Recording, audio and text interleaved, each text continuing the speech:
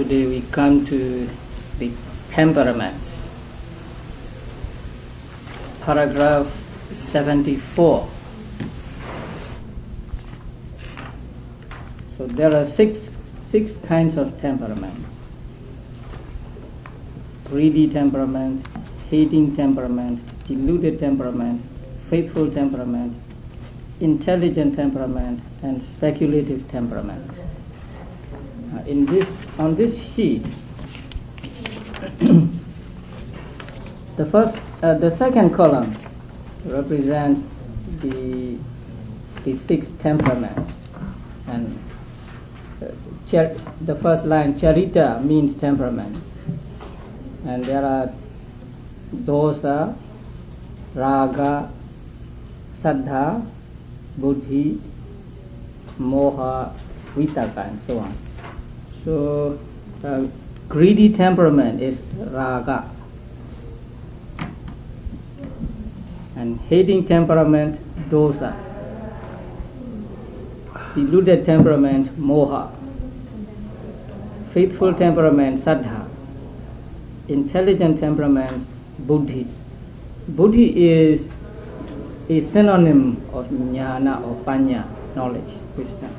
And speculative temperament is vitaka.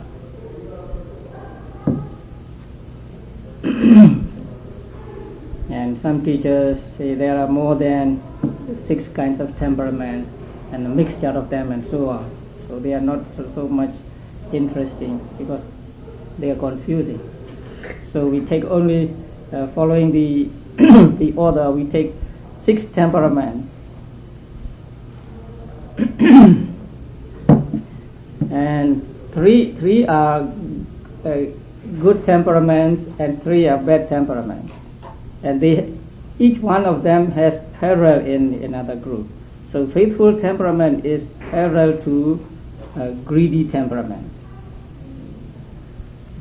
because faith is strong when profitable karma occurs in one of greedy temperament, owing to its special qualities being near to those of greed. That means greed is similar to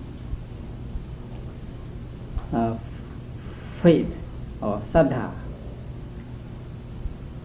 because in an unprofitable way, greed is affectionate and not over austere, and so in a profitable way is faith. In fact, instead of saying in an unprofitable way, we should say on the side of unprofitable states, so on the side of akusala. So it means among akusala, greed is affectionate and not over austere, and in among kusala states, faith has the same quality. Faith is affectionate and not austere, so they are similar.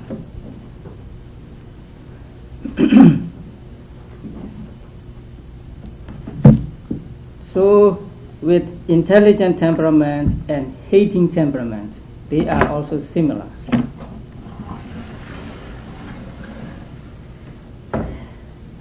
So a person who habitually gets angry may be of intelligent temperament. So there are some people who are short-tempered and get angry for a very small reason, and those people may be sharp in their intelligence. So they are similar, or they are parallel. And in paragraph 76, the last sentence, and hate occurs in the mode of condemning living beings. The Pali word here is avoid. Does condemn mean avoid? No. No. Condemn means judge. I see. But here avoiding. So hate occurs in the mode of avoiding living beings, while understanding occurs in the mode of avoiding formations. Formations means mind and matter, sankhara. And then speculative temperament has its parallel in deluded or moha temperament. They are similar.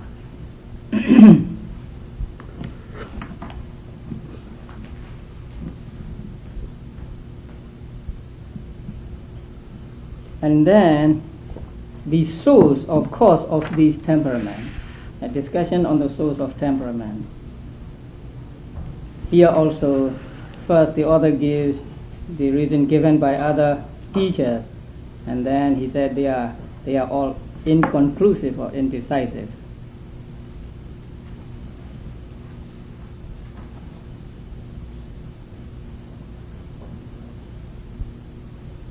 Now, on next page, page 104, paragraph 80, as some say, so there is a footnote. Some is said with reference to the elder Upadesa, for it is put in this way by him in the Visuddhimagga. Now,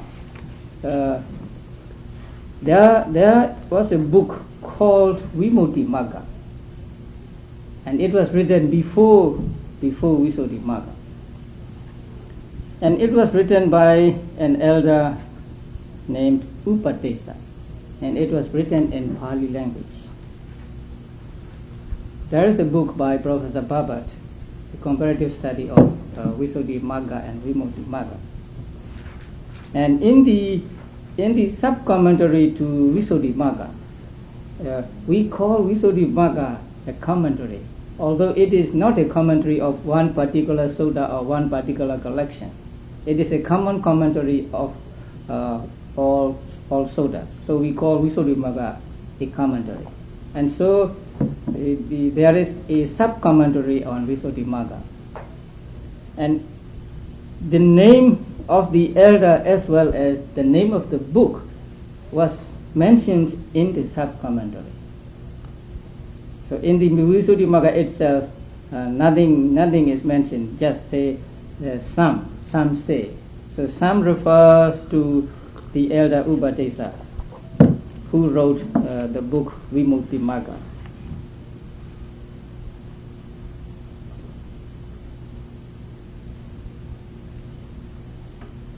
So in that book, it is said that there are three kinds of temperament to begin with, have their source in previous habit, and they have their source in the elements and humors. Elements mean the four great elements, earth element, water element, and so on. And humors, what's humors?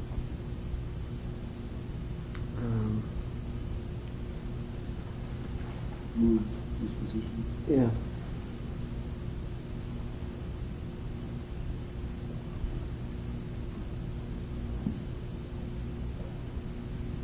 Here, humors means something in the body, wind, flame, Yeah. and what is the other thing? Wow. Something like that.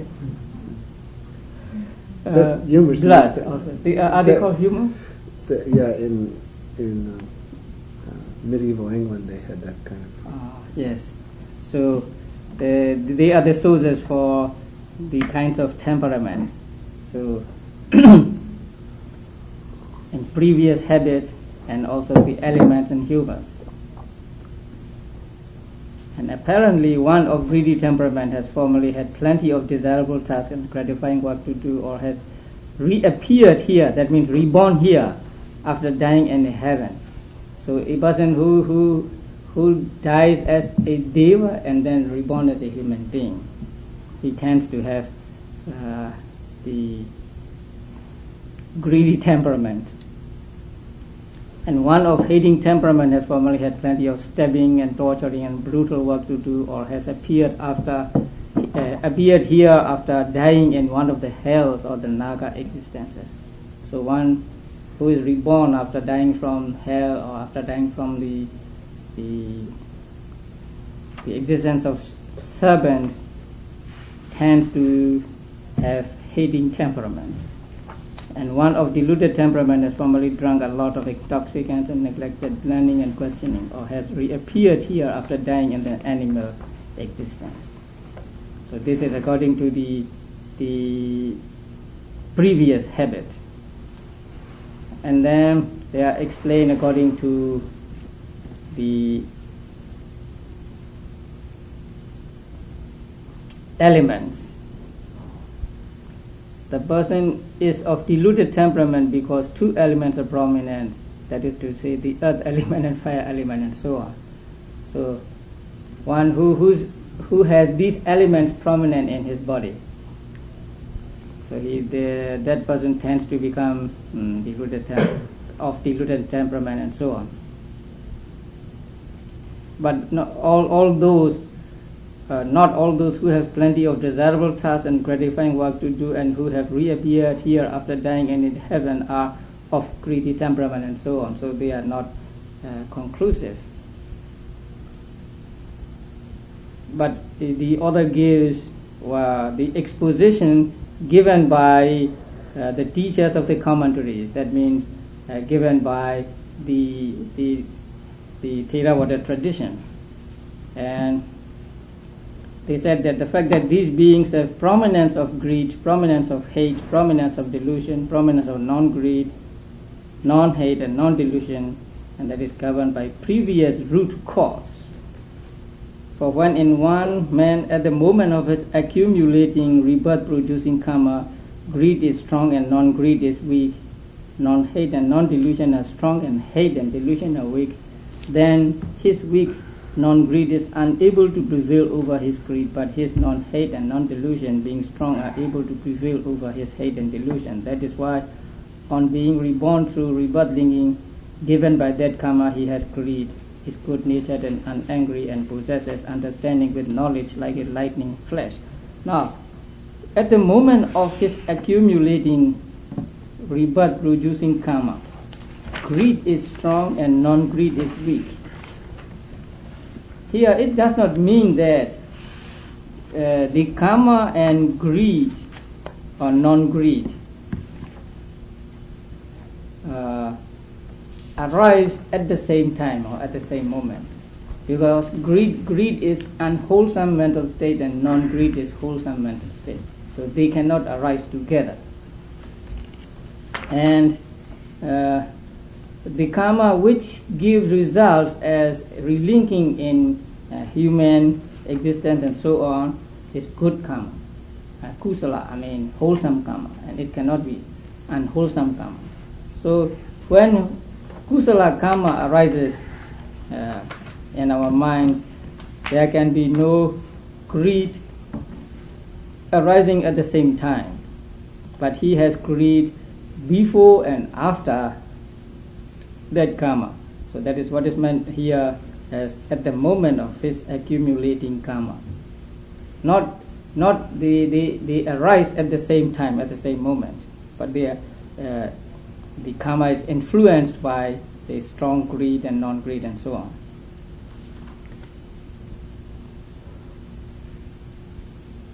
So when at the moment of accumulating karma, greed is strong and non-greed is weak and so on, then there is this difference in being of different temperament.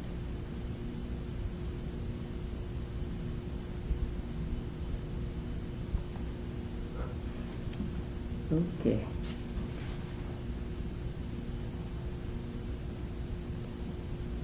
So these are explained with reference to which root causes or which hetus are predominant or strong and weak at the moment of accumulating the good or bad karma, especially good karma. And then we go to how it is to be known that this person is of greedy temperament and so on. So this is something like psychology. So we guess the temperament of a person by the posture he takes, by the action, by his manner of eating, by his seeing, and by the kind of states occurring in his mind. So they are explained in detail. Now, when one of greedy temperament is walking in his usual manner, he walks carefully, and that means he walks gracefully. Puts his foot down slowly, puts it down evenly, lifts it up evenly, and his step is springy. What is springy? Bouncing. Bouncing? No. The explanation given in the footnote is that the footprint, when Buddha left a footprint, then his footprint is even. There is no, what do you call? Dent. No dent or no dent. But the footprint of ordinary people have something not touching evenly. So springy means not touching in the middle. That is springy. So by the Buddha was flat-footed. That's right. Yes, it says said to be flat-footed. And one of hating temperament walks as though he were digging with the points of his feet, puts his foot down quickly, lifts it up quickly, and his steps is dragged along. And deluded temperament walks with a perplexed guide, puts his foot down hesitantly, lifts it up hesitantly, and his step is pressed down suddenly. And then a verse. And this is said in the account of the origin of the Margandeya Sutta. In that sutta, the name of the man was Margandeya, and he had a beautiful daughter. So he wanted to give his beautiful daughter to a deserving man, but he had not found one yet. So one day he saw the footprints of the Buddha, and so he knew that this footprint belongs to an extraordinary man. So he followed the footprints, and he came to the Buddha and offered his daughter to the Buddha. So this verse was uttered by him when he saw the footprint of the Buddha. So it was not of a greedy person, it was not of a hating person, it was not of a deluded person, but it must belong to a very extraordinary person.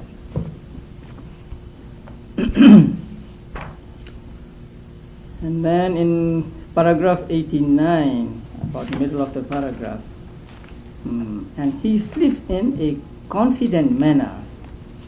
Actually, he sleeps in a pleasant manner, pleasant to look at, something like that, not confident.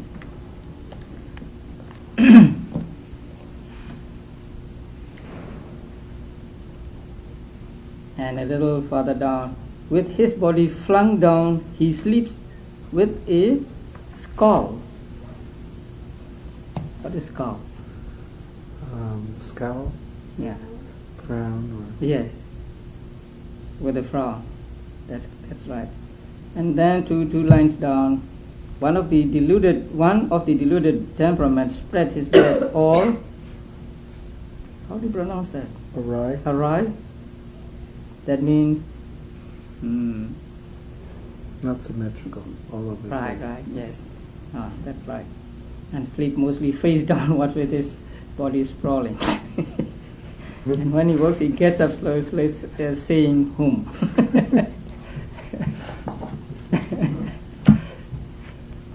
So this is by his posture or deportment. Now by action.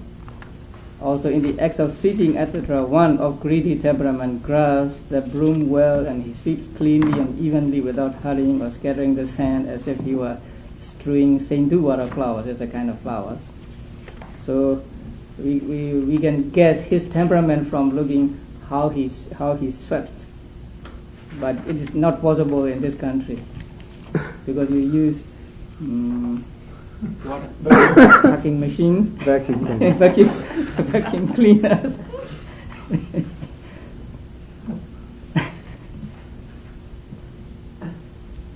And then by eating, one of greedy temperament likes eating rich, sweet food. So those who like sweet food are said to be of greedy temperament. And one of hating temperament, he likes eating rough, sour food. So if you like sour food, you may be one of a hating temperament. And if you are not decided, you have no settled choice, then you are of a deluded temperament. So what do you like?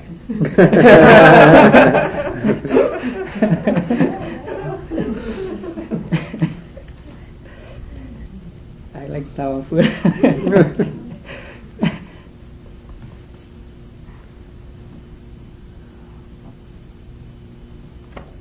And then by seeing and so on, when one of greedy temperament sees even a slightly pleasing visible object, he looks long as if surprised.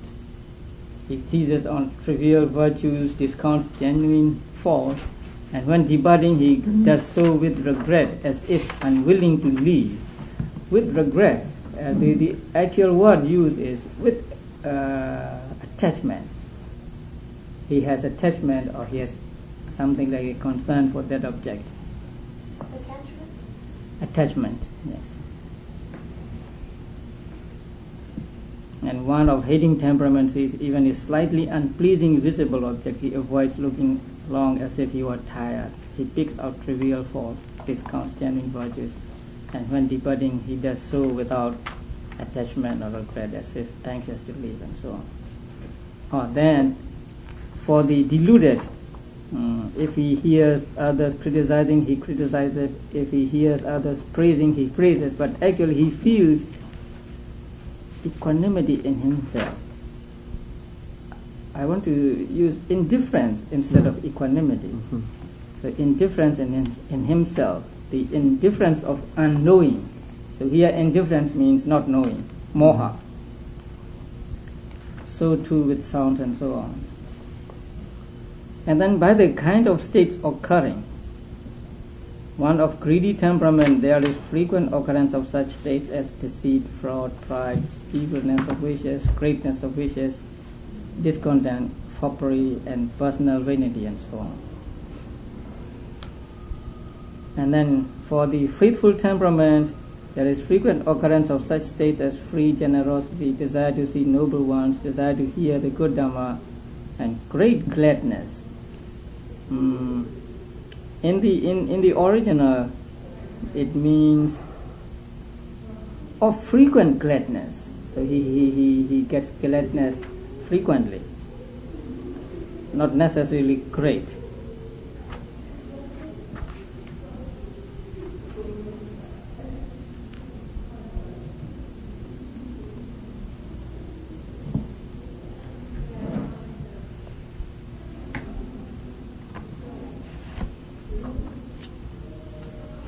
And then on page 109, the bottom line, things suitable for those of different temperaments.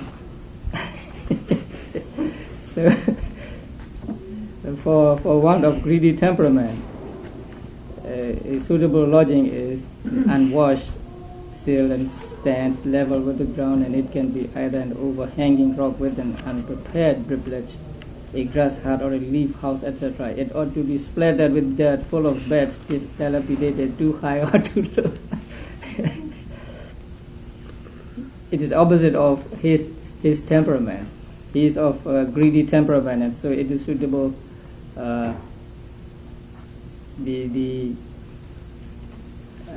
bed lodging is suitable for him. And then with regard to the bowl, because he's talking about monks, and the right kind of bowl for him is an ugly clay bowl, disfigured by stoppings and joints, or a heavy and misshapen iron bowl, as unappetizing as a skull. Now, some words are misplaced here. And the right kind of bowl for him is an ugly clay bowl, or a heavy and misshapen iron bowl disfigured by stoppings and joints. I see. Because if an ugly clay bowl has defects, then he has to throw it away, because it may have cracks and it's difficult to make amends. But an iron bowl, if it becomes if it has holes or something, then you can put rivets or stoppings and joints to make to keep the bowl together. So a heavy and misshapen, disfigured by stoppings and joints, should qualify the heavy and misshapen iron bowl.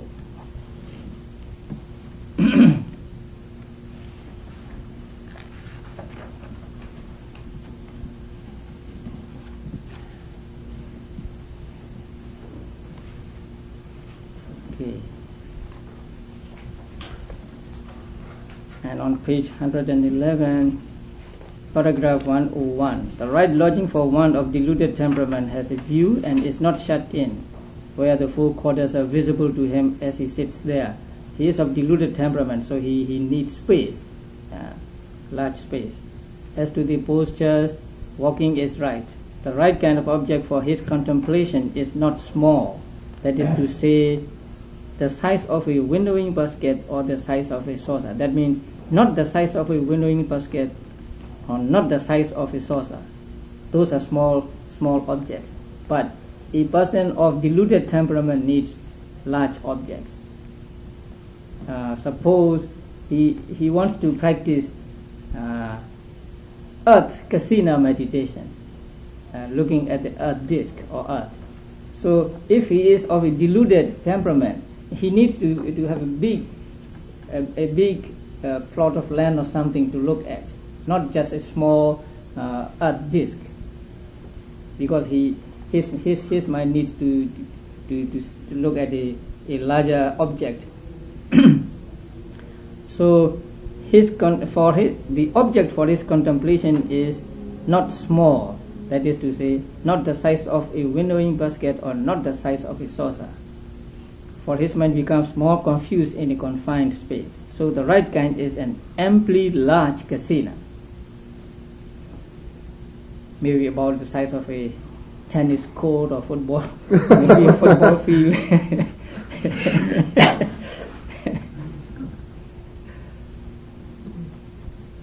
The rest is as stated for one of hating temperament. That's correct.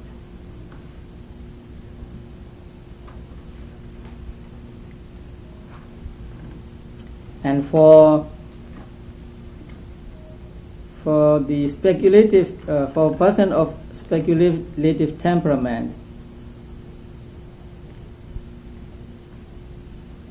the small one is right. So for a person of vitaka temperament, because he is speculative, he wants to think of many things. So for him, a small object is suitable. So about the size of a winnowing basket or the size of a saucer. The rest is as stated for one greedy temperament. And these are the details with definition of the kind, source recognition, and what is suitable, and so on. Now, we come to the 40 subjects of meditation now.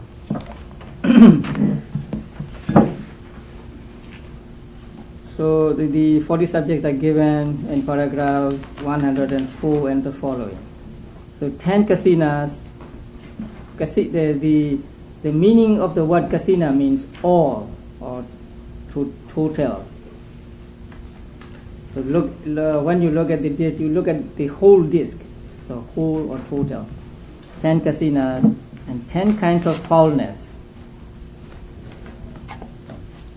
10 recollections, 4 divine abidings, 4 immaterial states, 1 perception, 1 defining. So altogether 40 subjects. These are the 40 subjects of samatha meditation.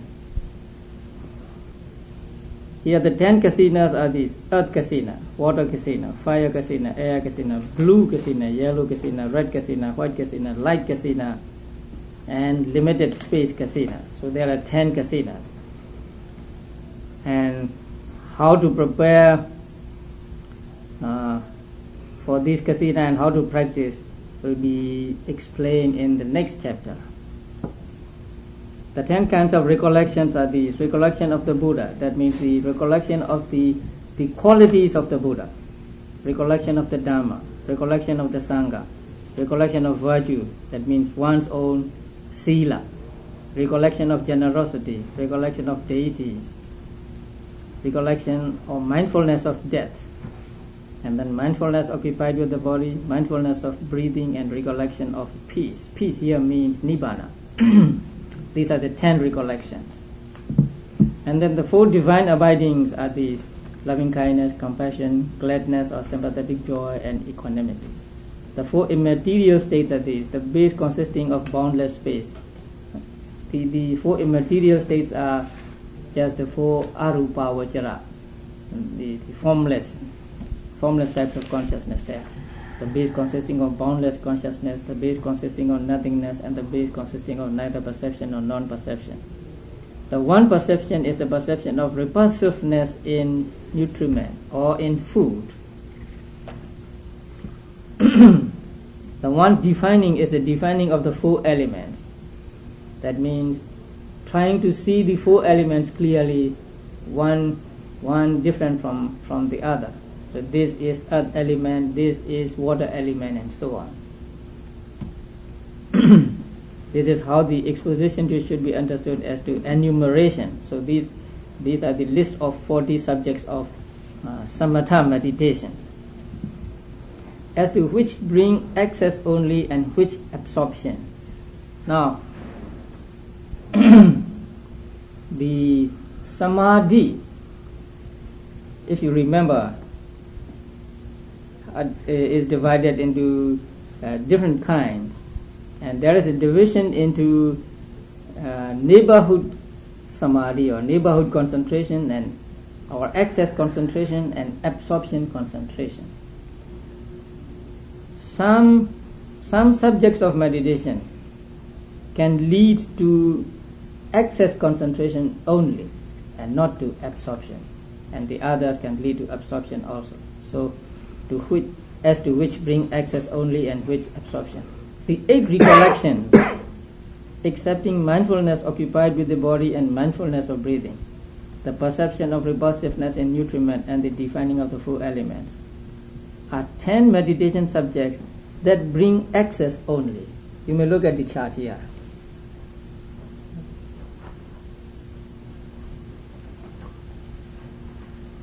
And you look at the jhana column, the last column. If we say no jhana, that means they can lead only to access concentration. They cannot lead to jhana concentration. So if you practice the recollection of the Buddha, you may get just a concentration of mind, but you will not get jhana through that type of meditation, because the qualities of the Buddhas are profound, and there are many qualities to keep your mind on, and so it cannot help you to get real strong concentration or to get jhana. So the 8 recollections, the perception of repulsiveness in nutriment, and the defining of 4 elements can lead you to the gaining of excess concentration only. You will not get jhana if you practice those meditations. 8, then 1 perception and 1 defining. So you look at no jhana. Or if you look at here, AP means absorption,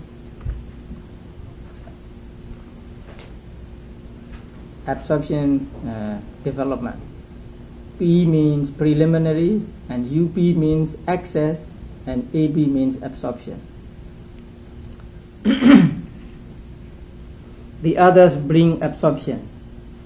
So the others, if you practice the other subjects of meditation, you can gain jhanas or absorption. Then as to the kind of jhana, again please look at the jhana column.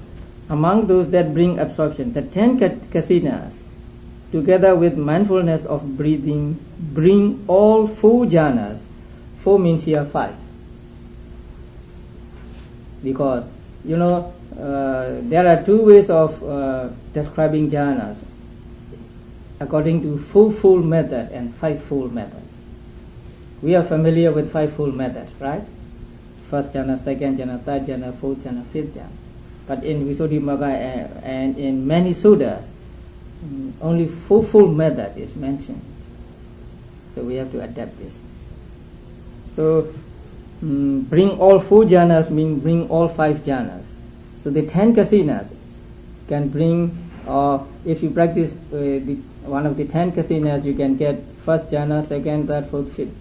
So you can get all 5 jhanas. And then breathing. Breathing only here is the first jhana. No, the breathing is different. Oh, I see. Yeah. Okay. So first to fifth. I see.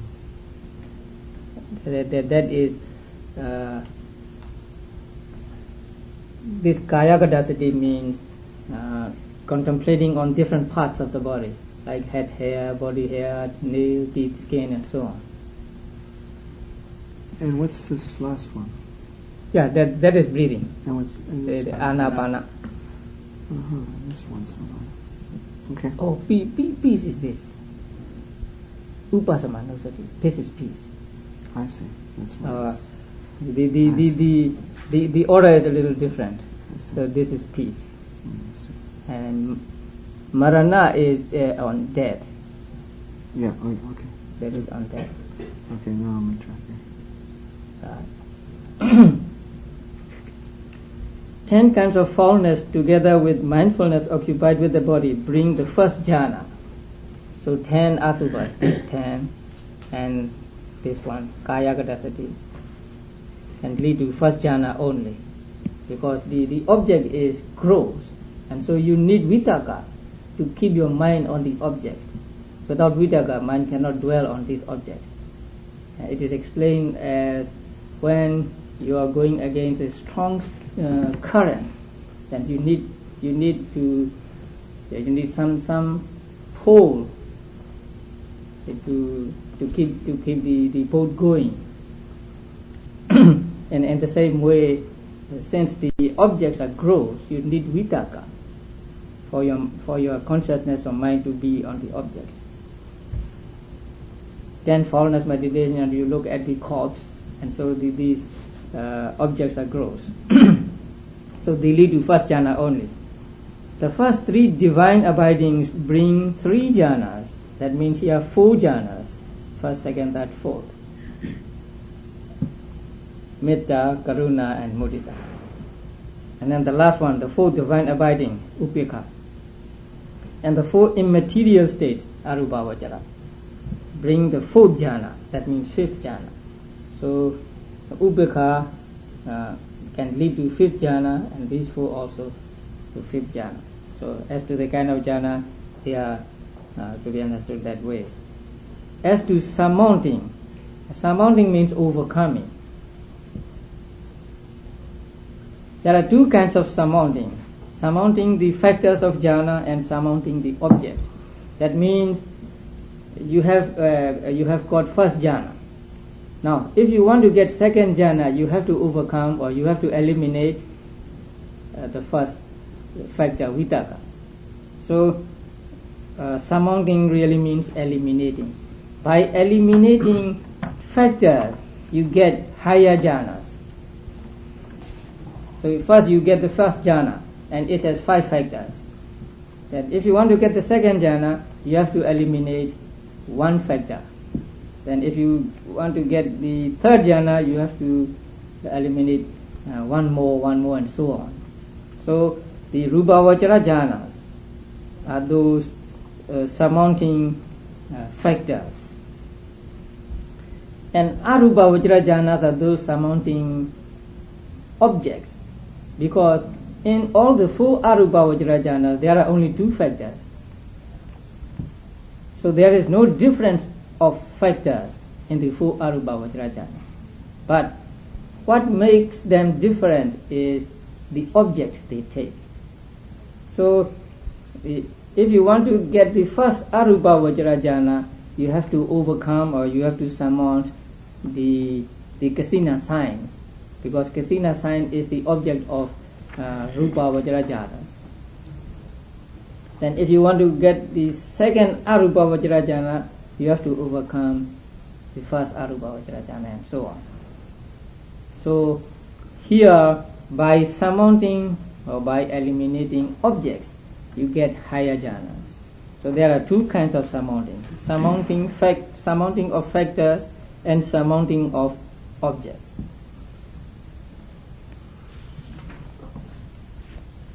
I have let's put to the side this question. Yes. So basically, these chapters on concentration are on shamatha, Yes. and when these chapters on knowledge will be vipassana, and they're both meditations. But because I guess the problem is, when I think of samadhi also includes vipassana, doesn't it? That's right. Yes. And this concentration is the translation of samadhi. So that's where I get confused when I think this chapter's on meditation. But actually, the 3rd chapter is also on meditation. Yeah, actually, the 3rd chapter is on meditation. The third block. I mean. Oh yes. No. No. Okay. Beginning with this chapter, the 3rd chapter, Right. We come to meditation. Right. But the 3rd chapter is just the preparation. You have not gone into meditation, but you have to purify your virtue, and then you have to cut the impediments, and then find a teacher, get the meditation subject, and so on. So you are preparing for the practice of meditation in this chapter. You have not come to the real practice yet. And this meditation is the samatha meditation. So until maybe chapter 13, at the end of chapter 13 or somehow, is chapter 14 begins the third understanding. section. That's right, the third Yes, section. yeah. So from the actually chapter 14 does not deal with vipassana yet, but the basis for vipassana. So vipassana actually begins with 15th let me see, chapter purification of view. That's right. Chapter 18. Let me see. Yes. Purification of view, chapter 18. And that's when we begin to get vipassana. From there we get vipassana.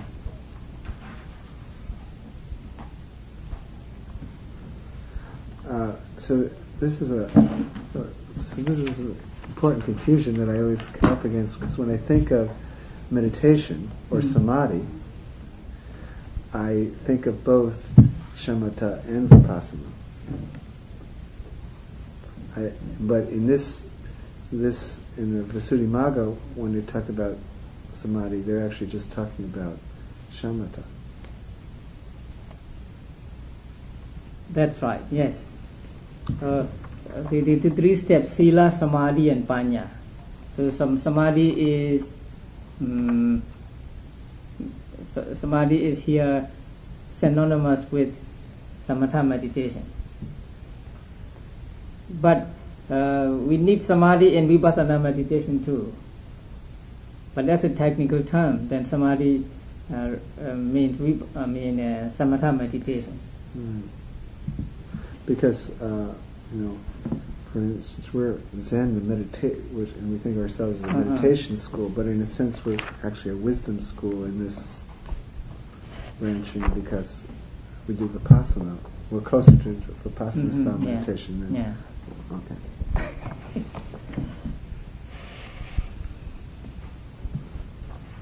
And as to extension and non-extension, that means whether you can extend the sign you have got in your mind, or whether it is not possible, or whether it is not beneficial to extend.